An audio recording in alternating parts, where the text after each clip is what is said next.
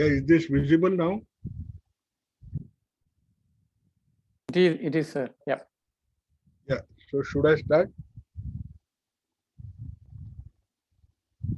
Should I start? At your convenience, sir. When you're ready, we can begin. No, I am ready. Let's begin, sir. Let's begin. Yeah, let me thank Dr. Thomas, the management of MIT, to have provided this opportunity to speak on a very important issue, the vaccine hesitancy and its public health implications. Now, one of the things which I must admit, I could have had done a better job. I didn't have too much of time, but I tried to pull through as much as I could within a couple of hours. Now, we have to all remember that the world woke up to a very harsh new reality in 2020. On the New Year Eve itself, the first response to the control of evolving pandemic was through non-pharmacological interventions. The repurposed drug testing was also given a primacy, and one must also recollect that this approach was fraught with failures one after another, and the drugs didn't work. India took this virus very seriously. We went in for a lockdown, and one must remember there was a huge interdepartmental, intersectoral response at the highest level in policy making.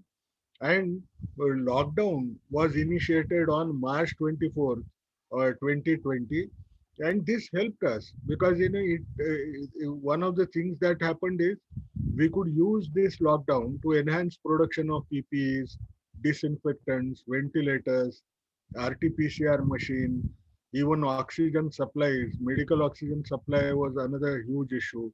The reagents that you have to use for diagnostic tests, and increase the ICU beds and train the manpower to handle how they would handle the ventilators and things like that.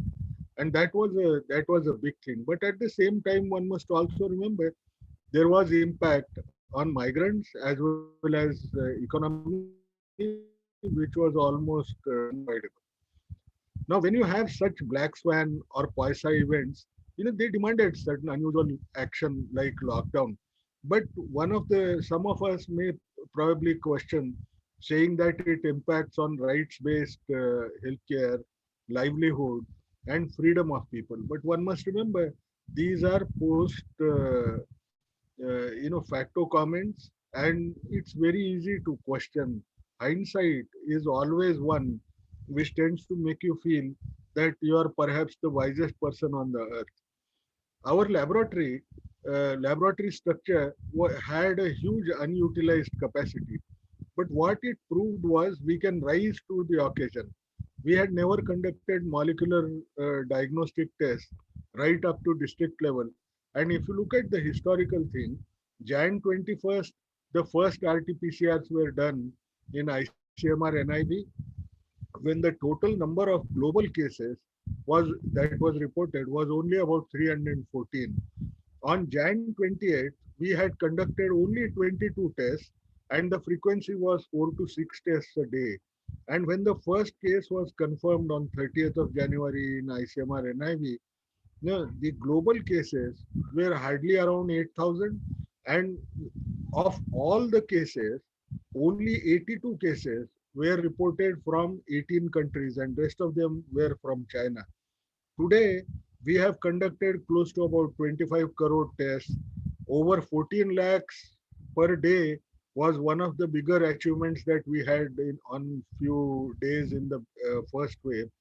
We have now 2,500 odd labs which are spread across, of which almost half of them are from the government sector.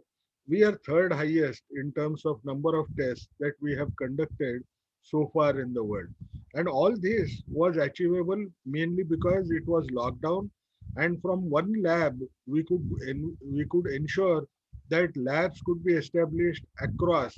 When majority of the labs did not have equipment, getting those equipment was a problem because every country was vying to get those equipment for themselves. And this also happened about diagnostic tests. We opened in a great way. what we essentially did was we asked the industry to support us, and industry rose to the occasion, and we moved along to develop such an infrastructure. Prevention and control of such deadly infections, it requires effective drugs, effective vaccines, and adherence to preventive behavior. Now, we know, now this is a little older slide. I'm really sorry I could not update, but we know the epidemiology that a huge number of cases have been reported so far. At this juncture, perhaps we are more than 13 crore cases have occurred across in the world. Uh, Even today, US continues to lead in terms of number of infections that have been reported. We tend to come second. But when it comes to new cases that are being reported, perhaps today we are number one in the world. Now that vaccines have come, where are we heading to? Since the issue is specific to the vaccines, we must remember that there, if you look at our past performance as such for vaccine development, for polio, Ebola, HIV, SARS-CoV-1, MERS, we required either we could not develop vaccine or we required more than 1.5 decades of time on a median scale. Therefore, it was felt that we will not be able to develop vaccine against SARS-CoV-2 very quickly. But it was the technological development that people had against vaccine development. Oh, I'm sorry.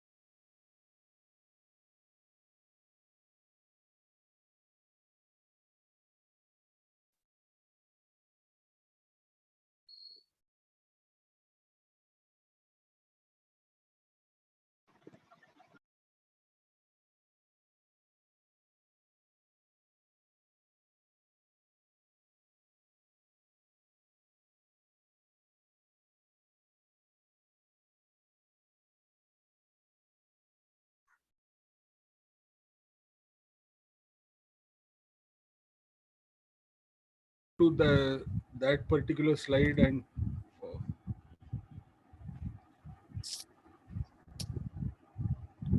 so if you were to think in terms of now that we have got the vaccines, where are we heading to? We know in the past we have not been able to develop vaccines so successfully and in such a short period of time against multiple viruses. But if you look at the important milestones that are there as of now, you will suddenly realize that the entire development process was so dramatic. No, on December 31st, the first documentation of COVID was done by China.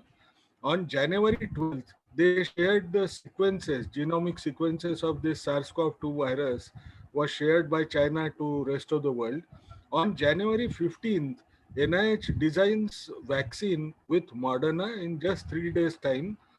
And on the next January 21, WHO reports it to be a human to human transmission. So before that, NIH actually moved in. March 11th, WHO declares it as pandemic. You look at the drug trials that were launched, they were launched within 2 months of the sharing of the genomic sequences, solidarity and recovery trial was launched. One of the lessons that we need to learn, the rapid response was possible due to international as well as national collaborations. Where are we today with the interim results of these trials that that have taken place so far? Now, if you look at Pfizer and Moderna, they are mRNA vaccines. All of us know from generally if body has to produce a protein, the instructions as to how to produce this protein are in the genes, and this DNA which carries this particular infection, it issues those instructions through messenger RNA to the cells to generate like ribosomes, no, which tend to exist. They generate the protein based on the instructions received, and the messenger that carries these instructions is called as mRNA.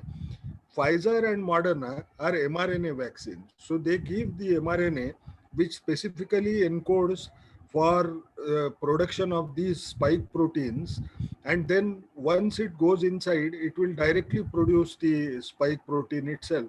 Whereas AstraZeneca and Sputnik vaccine, they have used another technology where they use a vector, and in that vector has been taken from adenovirus, and since adenoviruses are common infections among human beings, they picked up adenovirus from chimp when it came to AstraZeneca.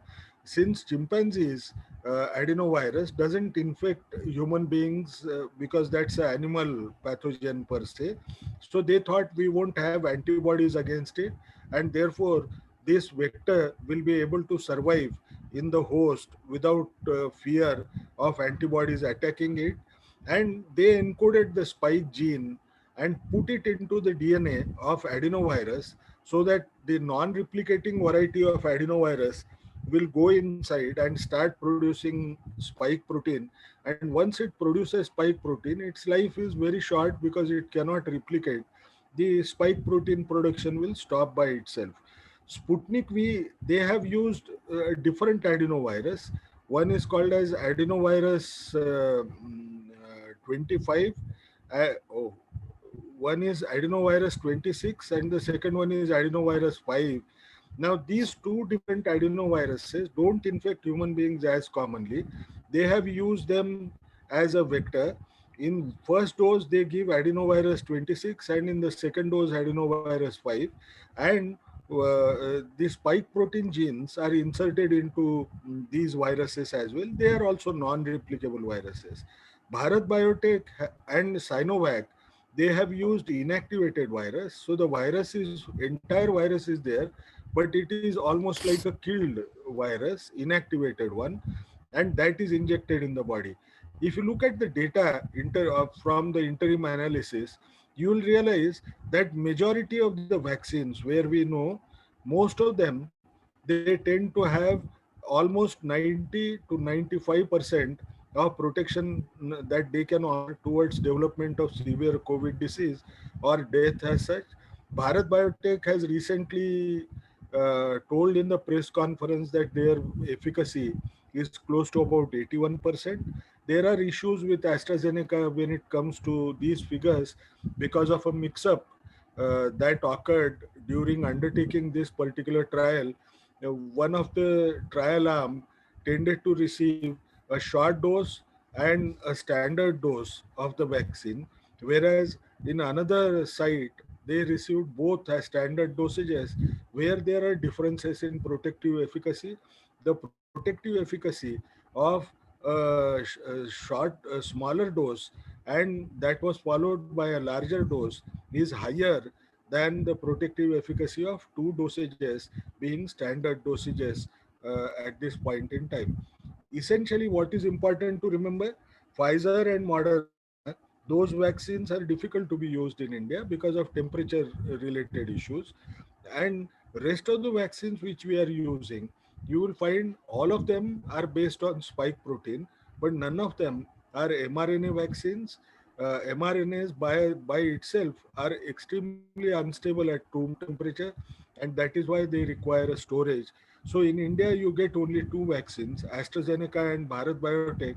perhaps Sputnik V may get approval within a short period of time. Now, just look at those timelines where what we had on December 31st, the report occurs, genomic sequence is shared within 12 days. And if you look at the milestones as to how rapidly even the trial started, on March 16 itself, Moderna started its phase 1 and 2 trial, and they Yeah. published the results within Yes. first 3 months itself. If you look at Pfizer started way later in the month of May. They started their phase 1 and 2 trial, but Pfizer managed to complete the trials very quickly because the incidence of this particular infection was very high at that time in USA. And the result was on November 9, they announced the phase 3 trial data.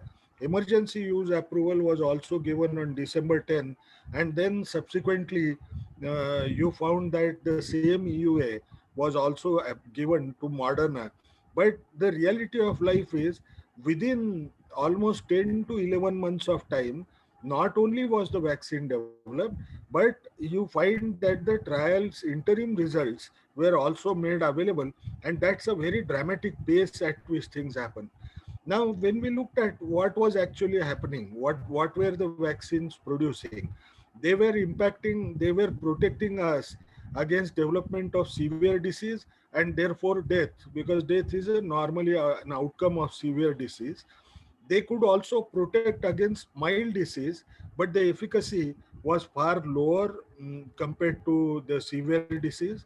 They could protect against secondary transmission by reducing viral shedding, because when you have a mild illness, the viral load also tends to be lower. So naturally, secondary transmissions are not all that common as one would think. And they, but when it comes to protection against SARS-CoV-2 infection in itself, you find they falter. And the reason is these are vaccines which are given intramuscularly. If you want to protect, you need to have mucosal immunity that should be evoked. And when we say mucosal immunity, it means production of IgA antibodies in the nasopharyngeal mucosa.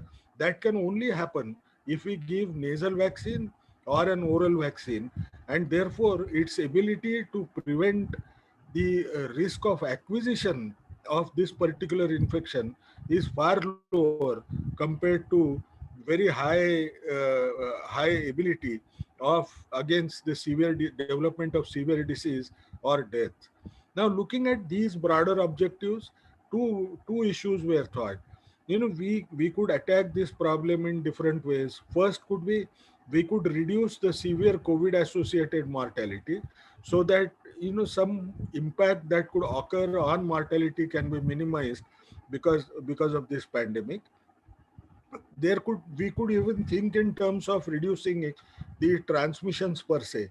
But since these vaccines, which are of first generation, these vaccines lose the efficacy when it comes to reduction in transmission, people thought we essentially focus on what is our strength, and that is reducing the severity of this particular disease and the consequent mortality.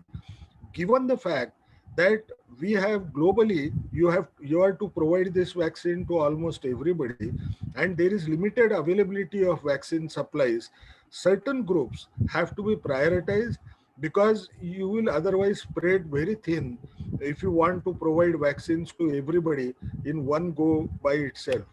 And therefore, in India as well as globally, people decided to create a priority list.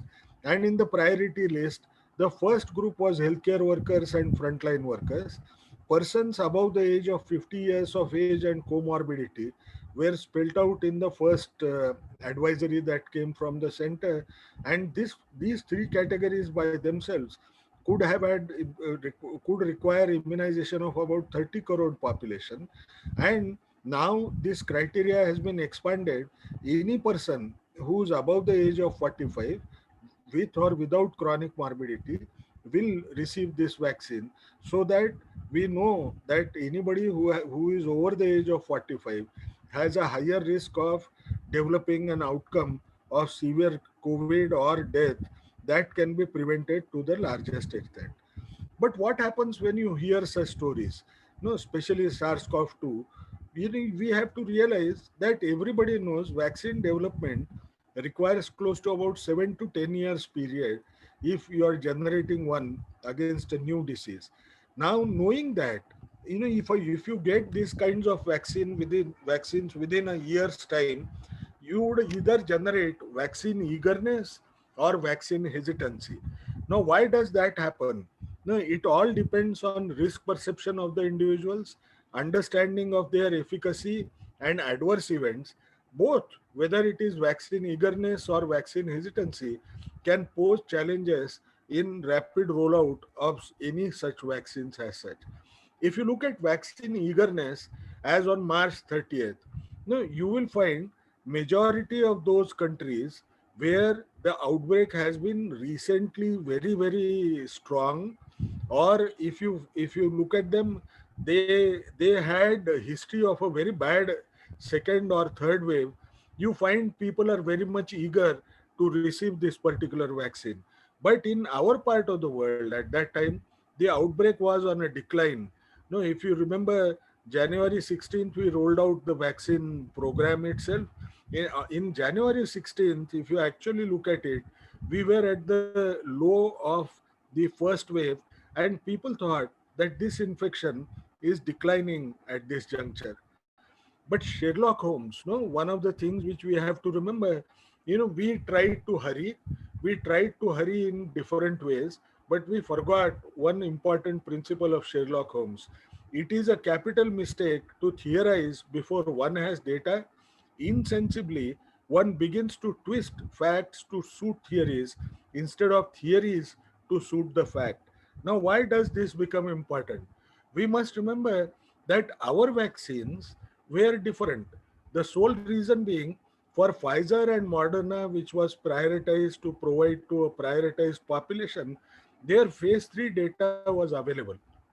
But when it comes to our vaccines, whether it was AstraZeneca or Bharat Biotech's vaccine, these vaccines had just initiated phase 3 trials, or they were even initiating bridging trial, as in case of Covishield. The result was there was no data that was available.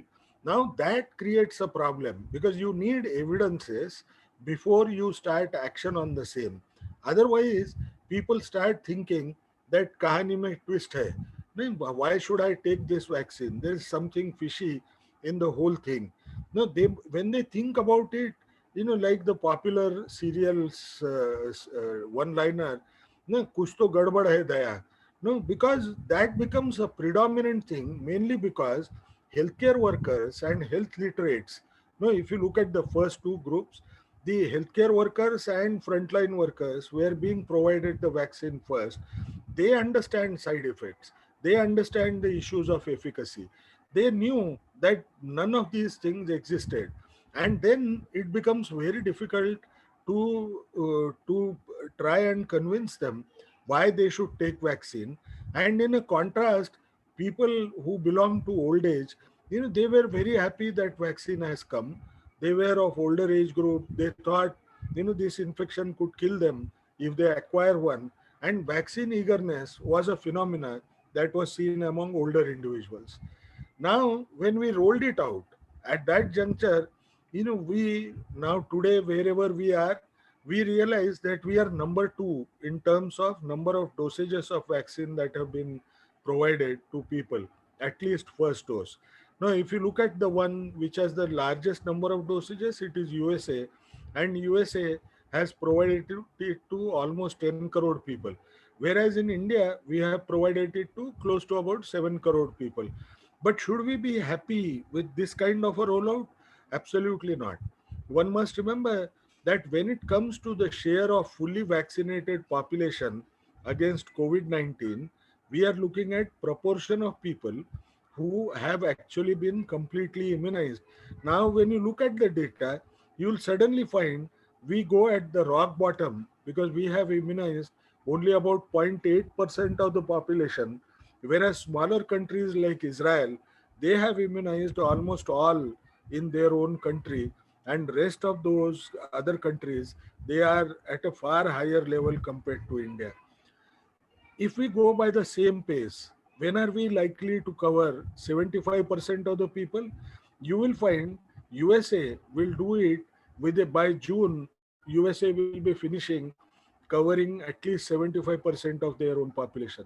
If it comes to India, the speed has improved, and therefore we have come down to almost 2 years' time from where perhaps we will have 75% of the people who would be immunized. Now, if you look at this peculiar slide, you will also realize that countries like Russia, which is also a vaccine manufacturer, they have their own two vaccines which were perhaps approved at the earliest. If you look at Russia, the way they are going, they are short of supplies, and the result is they may be in a position to complete 75% people's vaccination close to in June 2024, which is a very difficult thing for any country to handle at this juncture. You look at Bangladesh. Bangladesh may require more than 10 years time to immunize 75% of the people. So there is an issue with respect to availability of vaccine hesitancy, and the proportion of people to whom perhaps you need to cover and complete their coverage in terms of timelines. Now, what is how would you describe the vaccines hesitancy as such? There was an early poll that was undertaken. In that, they tried to find out why people would say no to receiving vaccine. Some of them said, this is because of the side effects that I worry about. Some felt that there are too fast vaccine trials. No, you cannot conduct vaccine trials so rapidly, so I don't trust the vaccine. Some people believe that it may be not effective vaccine, no, because viral diseases, you have very few viral diseases against which we have been recently able to develop vaccines, which we saw earlier. Some of them felt, why should I take the risk of taking this vaccine when the infection by itself is on a decline, and therefore I may not get COVID itself. And what is also important, some felt I am following COVID appropriate behavior, so why should I take the vaccine? And there is a fixed mass in every country where people are anti-vaccine group people. No, for any vaccine, they would always refuse to take the vaccine. So let's try and see what was the actual story behind it. If you look at how they could develop vaccine in only 11 months time, we need to remember that vaccine development was one of the priority programs in HIV. Since 1990s, people were using different platforms to develop vaccine against HIV. They failed miserably, but they developed different platforms and kept on sustaining those platforms with respect to different approaches.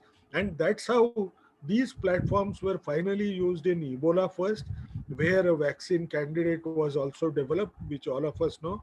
And then the same platforms were used for SARS-CoV-2, and therefore you have a vaccine against COVID infection. What we need to learn from this, India needs to develop and sustain a rapid vaccine as well as drug development program against emerging and re-emerging infections in future. What is also important is you can't only have a platform, but if you have actually seen, within 1 year, they not only developed vaccine, they completed the enrollment of vaccine trials, vaccinees as such, and then the trials had at least interim results that were available. Now we need to understand what we need to do in our own country. We need to develop different adaptive trial designs. We need to look at how Bayesian statistics can be utilized very strongly in doing these adaptive trials. We will have to develop a capacity to undertake big data analytics. And what do we mean by big data analytics? In phase 3, you are actually using a sample size of close to about 40,000 to 50,000 or whatever. Just imagine, for so little small socio demographic information, you will always have more than 10 to 15 variables that, which you will write in a form. If the moment you make 10 variables also, it would mean that you have 4 lakh entries against which you will be analyzing for different things. Ideally, in a clinical trial, you have almost close to about 4 to 500 different variables. So the number becomes huge. We need to develop big data analytics strongly in our country. We need to develop artificial intelligence related measures very strongly, mainly because you need to select a trial site. Now, selection of trial site is extremely crucial because today there could be an outbreak in that particular site, but that outbreak may end up into a decline sharply, and it may start in some other area. But what will happen if you cannot identify good sites, a mix of sites where this outbreak could occur almost at different pace in different parts of the country, by way of which you can actually go for complete enrollment, you will find it very difficult to complete a clinical trial. Therefore, use of artificial intelligence would be vital. We will have to develop digital technology for conduct of clinical trial, mainly for SAE, severe adverse events recording, because in such a situation you may not be able to go to that particular site and monitor that site for reporting SAEs, and also the routine site monitoring that tends to happen in any clinical trial setting. One of the biggest battles in vaccine hesitancy has been with has been nicely labeled as infodemic, the mainly because of social media. You find that because of the urgency that was seen with this pandemic and the normal phenomena that you require 1 to 1.5 years to actually publish a paper in a good peer reviewed journal, what people did was they started putting preprints that have not been reviewed by that have not undergone peer review at all. The result was there was a tsunami of new knowledge, and the fear led to efforts to understand science at the backdrop of very low scientific literacy by almost everybody in the country. Everybody started reading it, whether they understand science or not, and naturally, if my level of understanding is so diverse, I will infer different things and they can create a problem for us. The information explosion and the subsequent fake news impacted us very heavily, not only in management, but also they added to vaccine hesitancy in a strong way. When you listen to a story that comes in WhatsApp, where one individual's case is reported that the person died or do whatever, we do not tell how many people received it successfully. So this is one piece of news item which does not have a denominator, but people will look at that one particular case and start assuming that that kind of a case could be they themselves if they take the vaccine. So that's one of the major challenges that we had to face in terms of addition to vaccine hesitancy. We need to devise approaches to overcome these challenges. If you look at the transmission dynamics of this particular disease, you find SARS-CoV-2 mutates very slowly compared to influenza virus as well as HIV. It also needs a human or animal host to survive.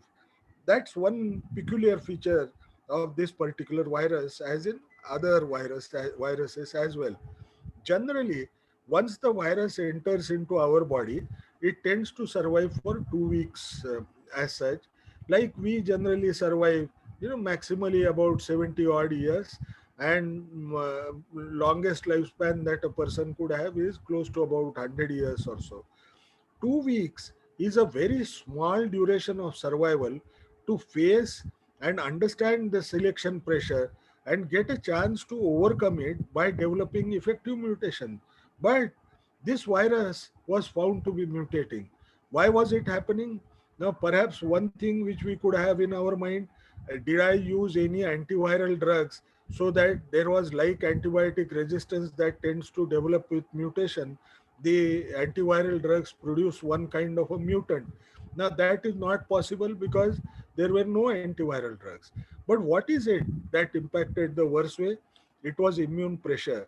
The weak immune response and exposure to diverse neutralizing antibodies from other than the host antibodies, actually from convalescent plasma that was used, perhaps has resulted into development of mutants more rapidly.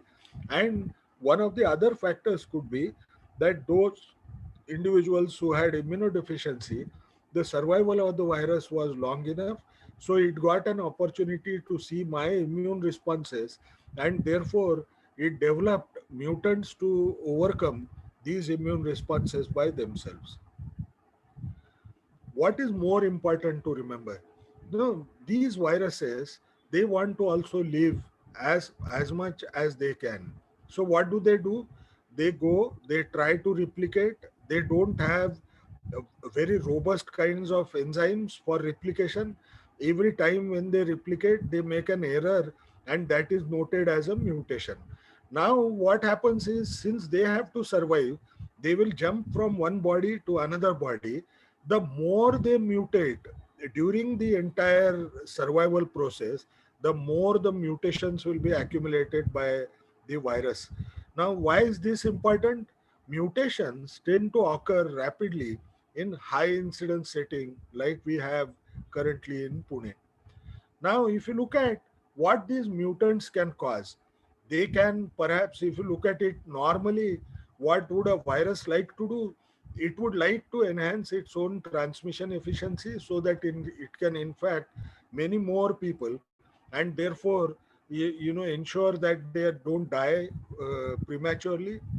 If you look at whether that can impact disease severity, the risk is lower, but still, most often the virus would perhaps not like to become more lethal or virulent, because once the host dies, the virus will also die. It can affect the diagnostic tests, because you may not be able to pick up the same genes if there is an alteration, but so far that has not happened.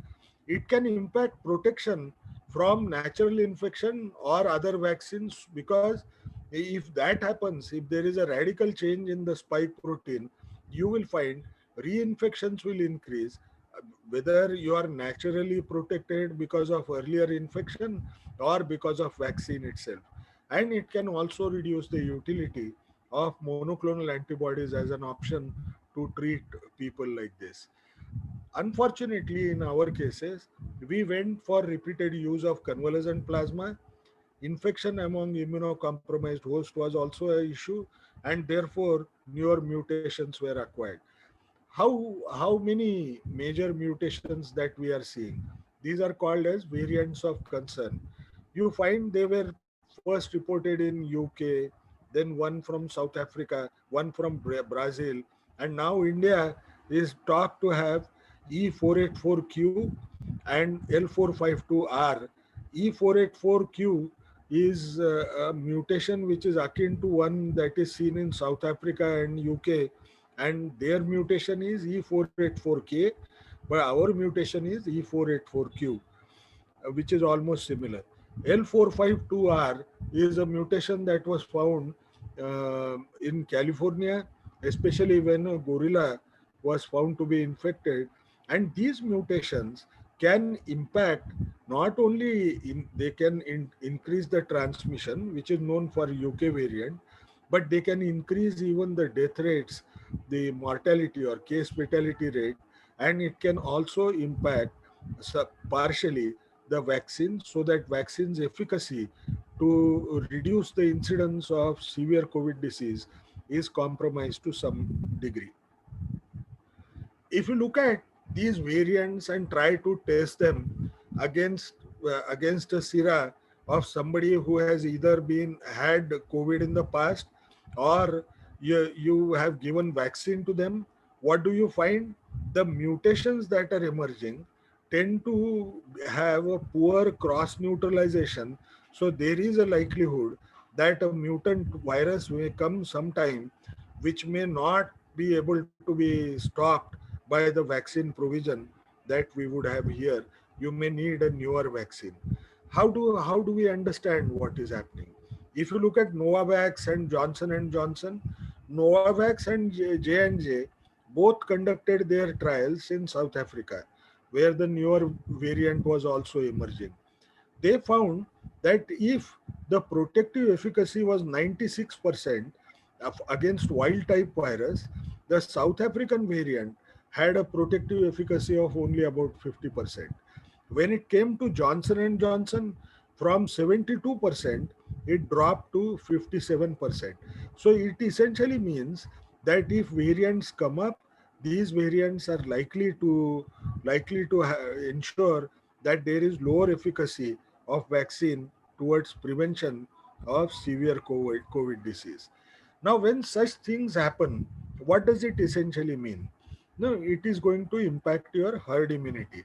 And herd immunity as a concept, was important for us, where we thought if more than 60 to 74% of people, if they are exposed to COVID infection, they develop neutralizing antibodies against COVID because of past infection, perhaps the disease could be eliminated. But will that happen? It will not happen so easily now, for one simple reason, that the newer variants will reduce vaccine's efficacy, and therefore your strategies have to change. Now, how would they change? You will have to go for a rapid scale up of vaccine coverage.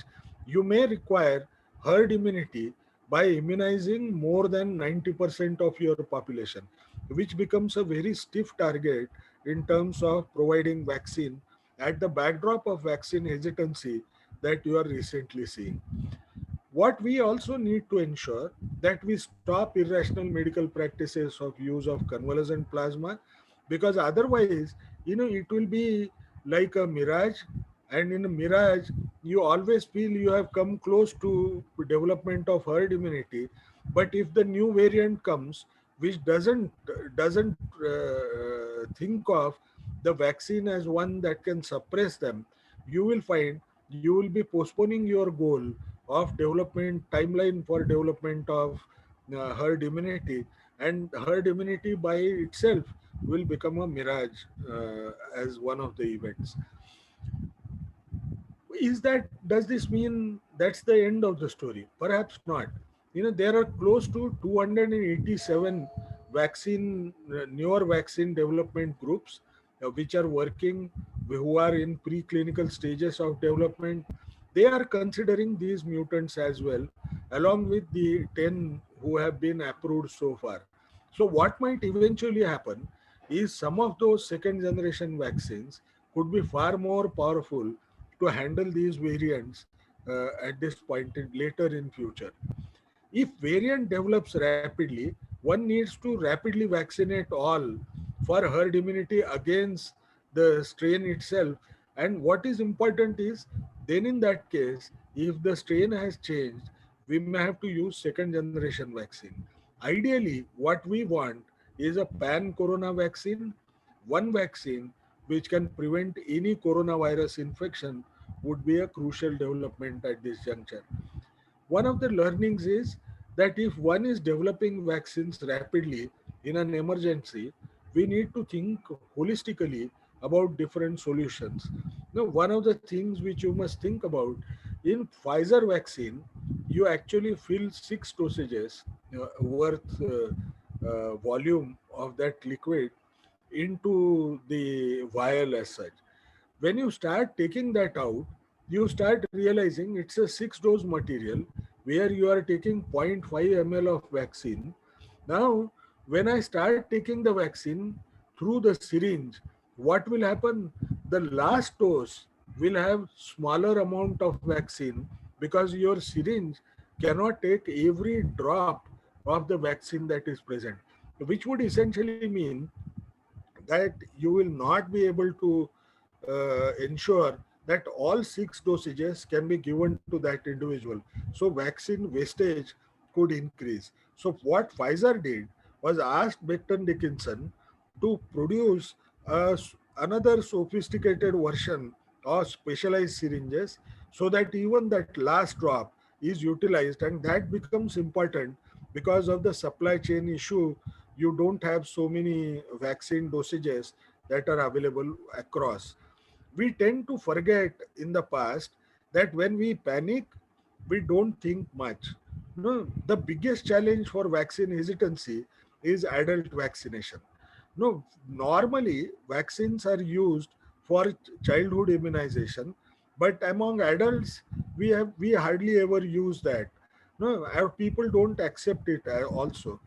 Look at the unfortunate fact, when today the situation is reversed, when you are going to provide vaccines to the adults, one of the things that happens is people don't like to take vaccine because they are adults. And if you actually think well, you will realize as adults we tend to immunize our children without so much of thinking about side effects and efficacy. We may even not know what are the side effects and what is the efficacy of that vaccine which the doctor is providing. We just go ahead, but since we are adults we start resisting it. But these responses were known to us in H1N1 vaccine program. Maharashtra actually taught those lessons. In H1N1 the vaccine was also developed in 6 months time, and naturally what happened, people felt that they have inadequately developed vaccine that is available. H1N1 started in Maharashtra in 2009. From 2009, Maharashtra said that this vaccine will be provided free. No, it was the only state in India which provided the vaccine free to healthcare workers, pregnant women, and people with chronic morbidity. And if you look at the coverage of a free vaccine, less than 1% of people actually took this across, even in last 4 years of data that you are likely to see. So, which essentially means adult vaccination challenges are also extremely critical.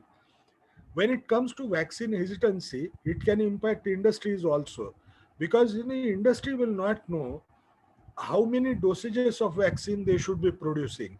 There is wastage in production as well as wastage in investments. When it comes to the government also has similar issue, because you have to use these vaccines within 4 hours, once 4 to 6 hours when you open the vial. And if you do not know whether there would be 10 people, because this is 10 dose vial, if there are 10 people, if there are not 10 people, you will waste the vaccine because the time has elapsed and the vaccine becomes ineffective. And that is another major challenge because of vaccine hesitancy. Early investment needs to be made in interchangeability trials. Now, what do you mean by interchangeability trials? We must understand that let's assume there are 4 to 5 vaccine manufacturers now in India, which will happen in a couple of months time. All of them start selling the vaccines to the states. So one state, these are 2 dose vaccines, so one state may buy one type of vaccine, and we have a high mobility within the country. So somebody may be resident of Orissa, he may receive vaccine X as the first dose, and then he comes to, let's assume, Maharashtra, where the vaccine that is available is vaccine Y. Now, can I combine these 2 vaccines? No, that issue becomes crucial. And if they don't, either your loss to follow up or incomplete vaccination will increase, your coverage will drop down, vaccine wastages will become more common. So we need to invest in interchangeability trials, where we should find out, does it impact efficacy, does it impact development of adverse events if I use vaccines interchangeably between 2 different manufacturers. When it comes to India, knowing that vaccine hesitancy is there, what could we have done differently? No, we almost got 3 months time after the first decline of the first wave itself. We could have had used it really well. Instead of going towards healthcare workers and frontline workers, we could have had said that we would prioritize vaccine eager population of old age, and that is the only population where the risk of death was always very high. We could have had done dramatic differences than asking doctors first, when they are not convinced about efficacy or side effects of the vaccine. You will find the doctor is not going to tell the patient who comes to ask him whether he should take the vaccine, yes, you go ahead and take the vaccine. The reason is very simple. The government may say you use this vaccine, but if there is no data, The fear that the doctor would have, if I provide this vaccine to the patient or the participant or the person who has come to me, and if he develops any complication, he is going to kill me. No, because I am going to face that individual. Government of India will not be able to support me. So if healthcare workers have that vaccine hesitation, it is likely to cascade into a worse kind of health hesitation as such. And this is something which you will see now, you will see increasingly, even among older age population. Perhaps the uptake of vaccine will drop down in another 7 to 10 days time. People who should be coming may not start coming to take the vaccine because of vaccine hesitancy. What is also important is, by providing vaccine, there is vaccine nationalism. Now today we say India is going to provide vaccine to Indians and give small dosages of vaccine to other countries. But you look at USA, you look at UK, they are providing vaccines to their own citizens and not allowing the vaccines to be exported to other countries. The result, the entire world will be divided into two: those who are vaccinated and those who are not.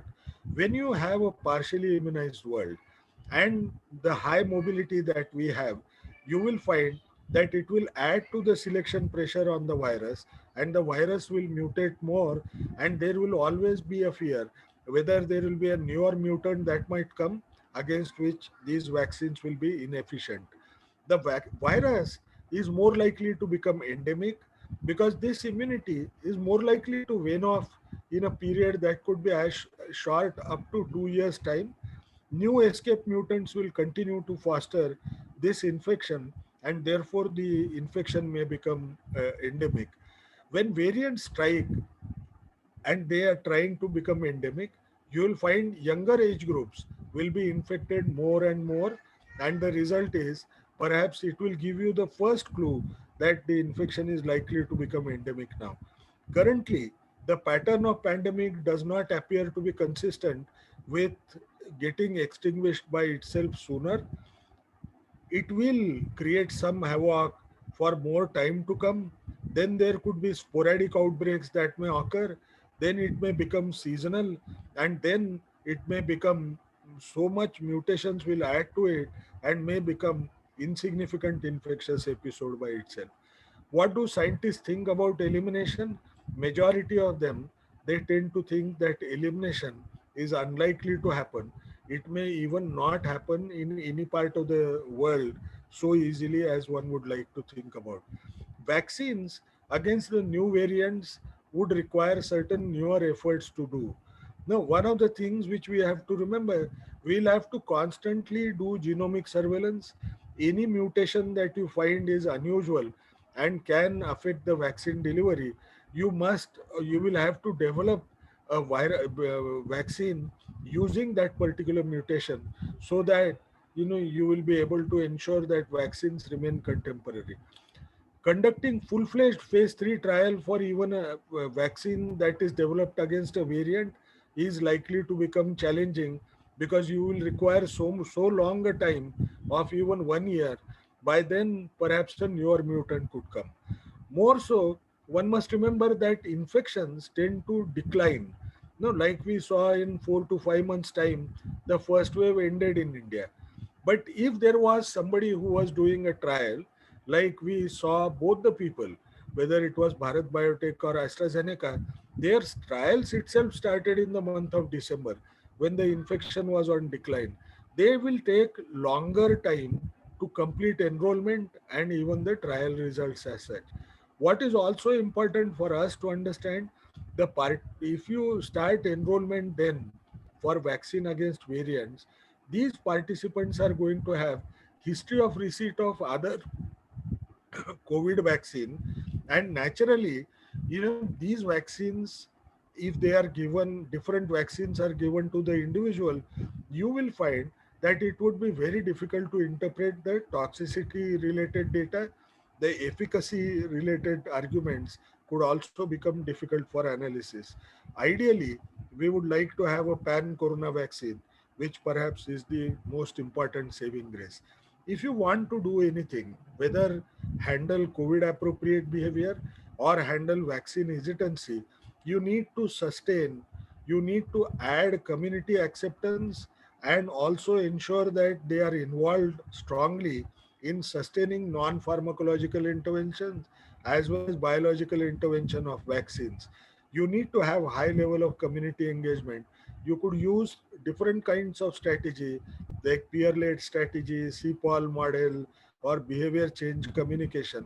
You need to involve the NGOs as gatekeepers so that the responsibilities can be shared and their voices are better heard by the community.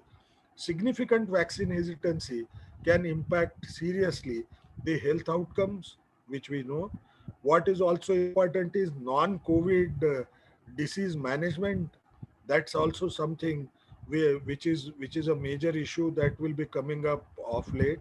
This third issue that will affect is the gender, because there is a age difference between a male and a female where if they are married, and this difference will ensure that females are less likely to receive vaccines even in the same household where the husband may have had received, and therefore the protection would be impacted to a larger degree.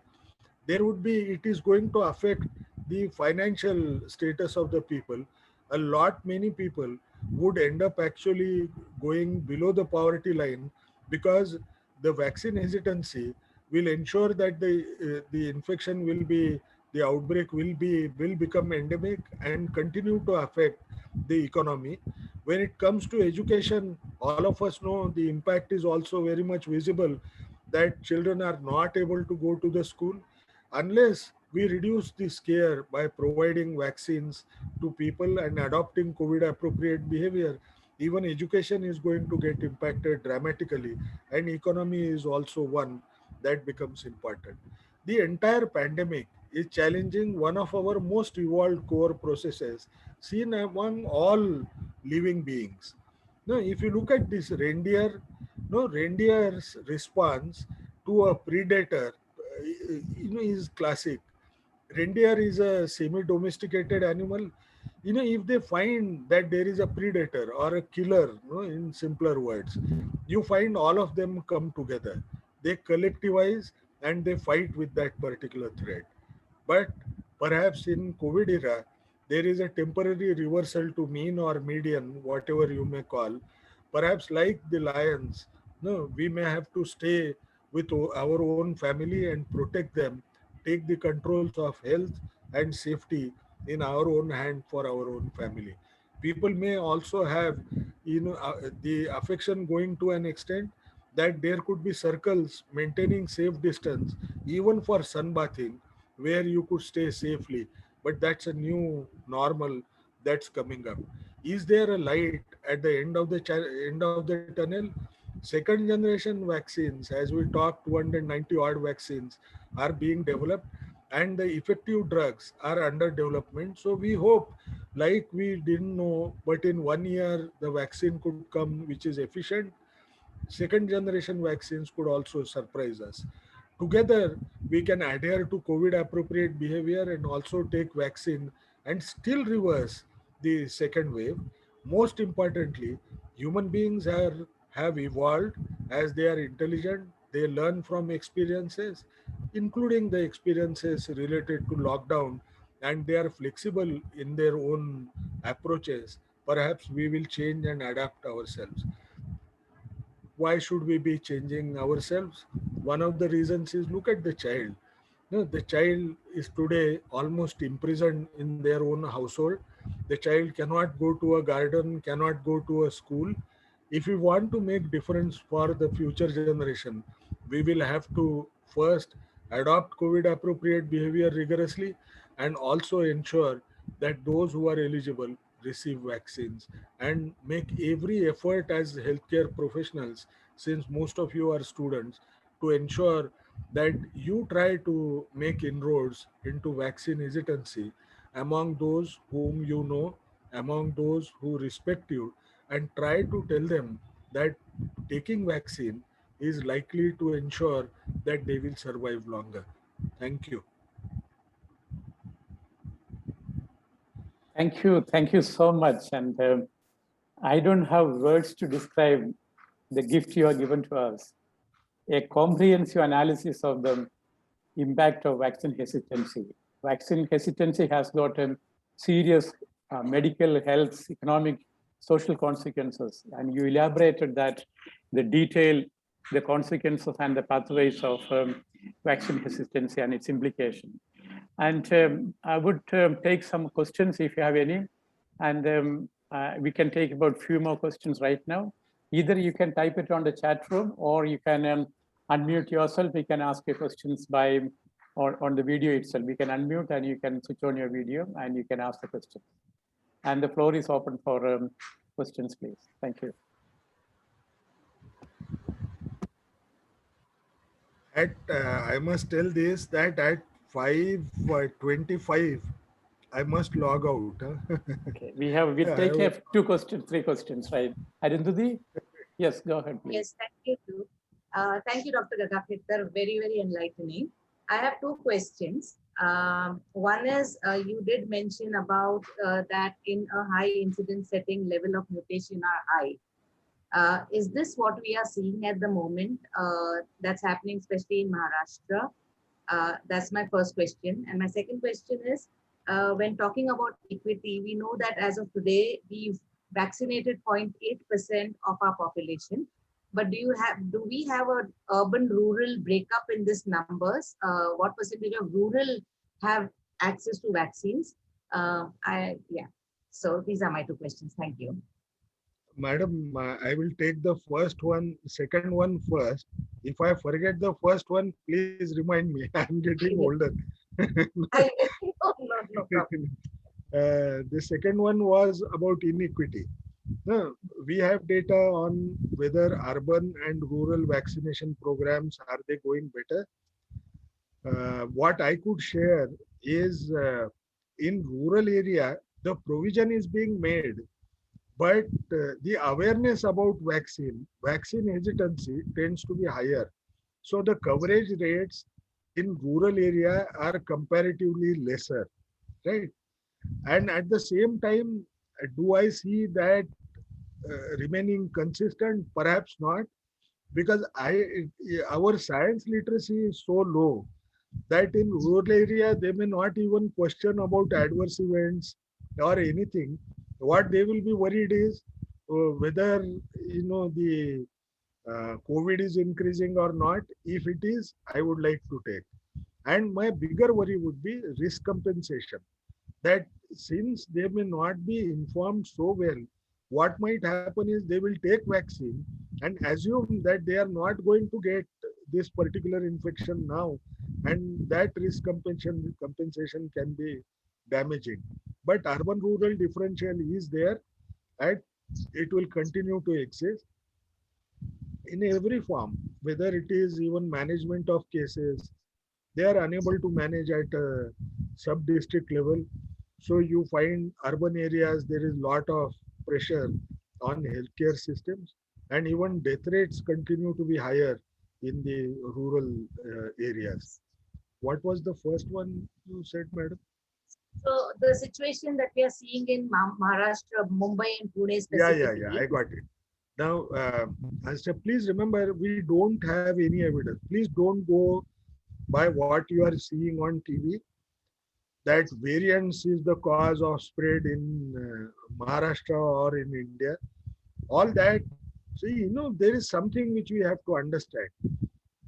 When we state in public, if I was a policymaker, like I used to be sitting in those press conferences, but I would never speak on what is a rumor or where there is no data, because then you are propagating myths in the people. I will tell you why it is important. No, when it comes to variants, I don't have any data. Nobody has a data of India. No, they have done patchy surveys. Most of the data, 90% tends to come from international travelers. And then how do I say that it is prevalent here in India? Now, what is important for us to understand? If I tell my population that you are getting this infection, because your virus is mutating and it is becoming far more aggressive in transmissions and may even impact the outcomes. You are ensuring that people would develop the typical cultural fatalism that we have. They would say, now the virus is becoming so lethal.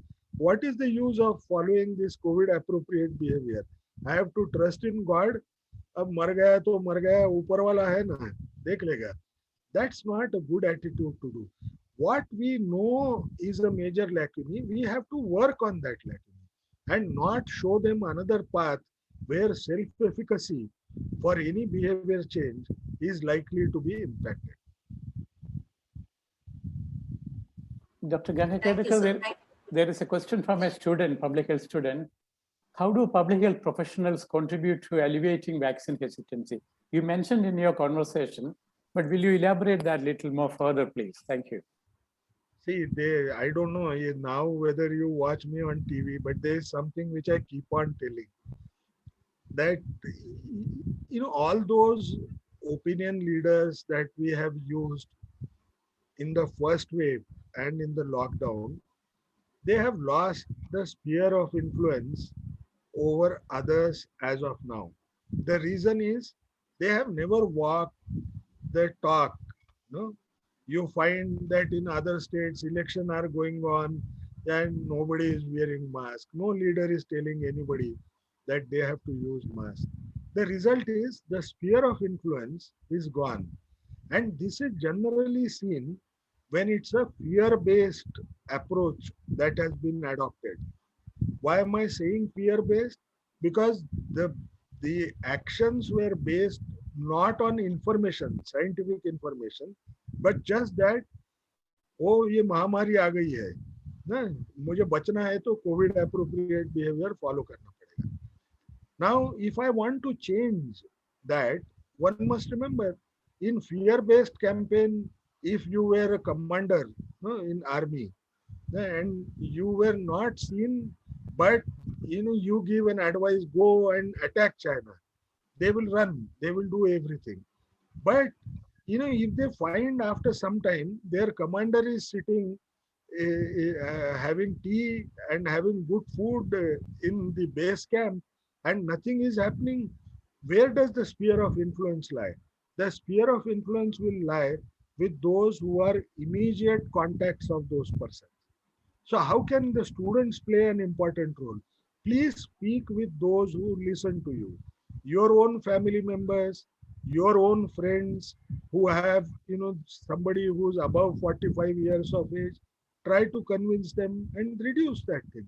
I think health should be considered as my own responsibility and not government responsibility. Government can provide services, but to utilize those services is your task. To demand for those services is something where you should be working. Thank you so much. That's very informative and very knowledgeable sharing. And I thank on you, sir. behalf of the students. Any other question I can take? Maybe. Yeah. Yeah, the Good last evening. one. Hello. Can I ask one question? Thank you, Gangakadakar ji, for that very informative sessions, which is not that I have not attended any sessions like that. You are given symbol of hope along with the situational reality.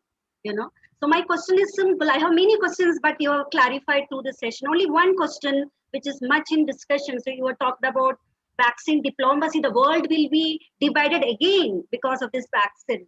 So my question is, India and South Africa is demanding for a waiver for WTO's intellectual property rules to patents, patent waiver on COVID-19 vaccines and drugs. There are many commercial interests of few companies are also there. What is your opinion on that to the entire world? Yeah, I come from HIV background where we always supported generic drugs because profits over patients or patients' deaths is something which we cannot tolerate. I think they will have to develop a similar approach of patent pooling like we had in HIV. I don't think patents should remain as an issue because here the number of people who could die potentially is so high. and everybody is at risk otherwise. So to me, patent should not exist, but that is unlikely to happen because you have to balance both the things. Now, the innovator should get some profit so that he can invest again in innovation, but it should not be so high that the affordability becomes a key issue. So you should go for patent pooling. WHO should actually take a lead in asking that patent pooling is almost compulsory. But if they don't do it, every government has a tool to say that compulsory licensing will have to be done. Now, those kinds of approaches can be avoided if WHO tries to lobby and says that patent pooling should be done. But I'm still hopeful because when it came to remdesivir, Gilead is one company which is too strong, no, for anybody to handle. But Gilead gave those patents on the basis of royalty to so many generic companies, even in India. Remdesivir is being produced in India. Every development took place within 1 year's time. Remdesivir was already there, but the patent continued to be with Gilead. So I think we have to give some time. The processes are on. In fact, the processes are far faster in COVID even compared to HIV. No, in HIV, patent pooling came pretty late. No, and the PLHA groups actually used to be too aggressive. At some points, even they could have had been booked for criminal behavior. It was that kind of aggression that was seen. But I don't think that will be required, and the world will go down to the pressures. Thank you. Uh,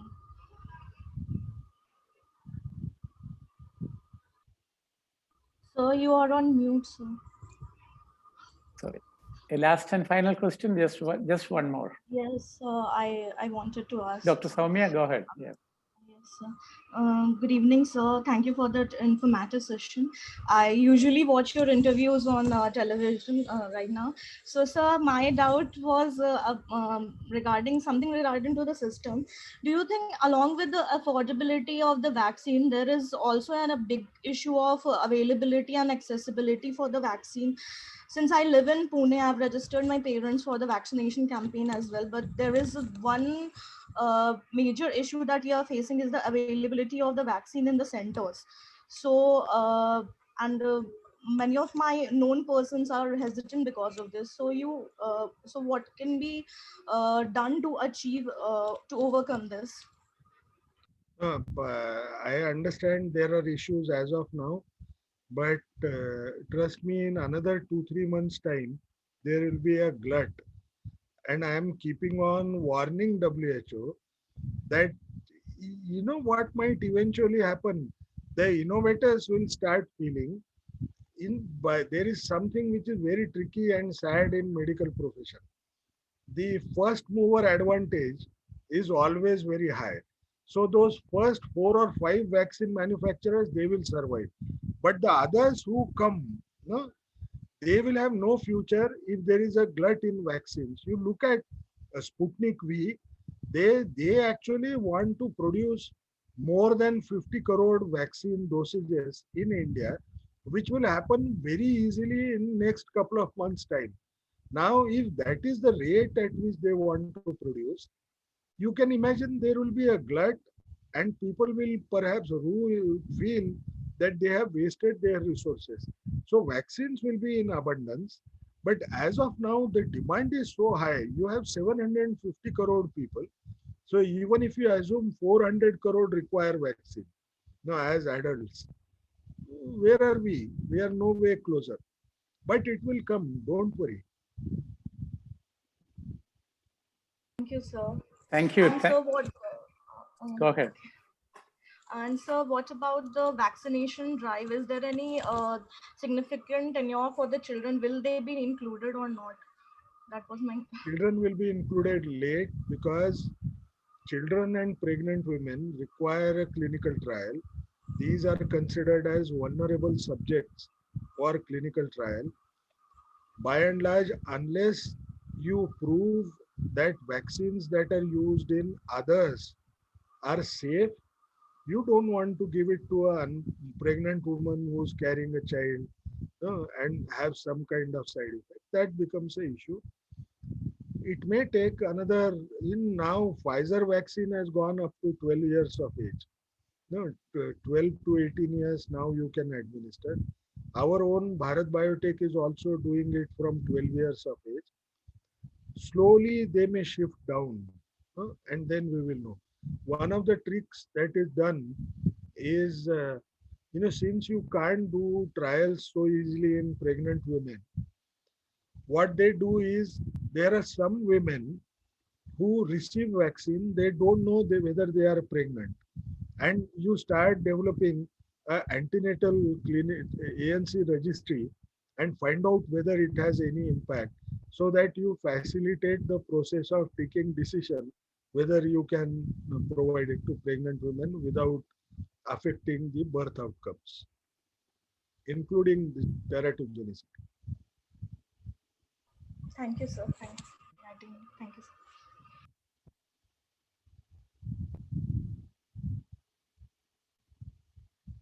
You're muted, doctor. I'm sorry about that. And thank you. And this was the most informative and extremely knowledgeable sharing of the COVID hesitancy and its a socio-economic and medical and health implication. And on behalf of the MIT World Peace University, and also on behalf of the students of School of Public Health, I thank you. And thanks a lot. And we hope to, earlier also you came to talk to our students. And we also look forward to hear from you the most advances in the COVID pandemic. And also we hope to hear from you about the vaccine research and its implication. Thank you very much and have a good evening. Thank you. Thank you. Thank you. Just an announcement, we have a recording and the recording will be shared to those who are interested. Thank you very much.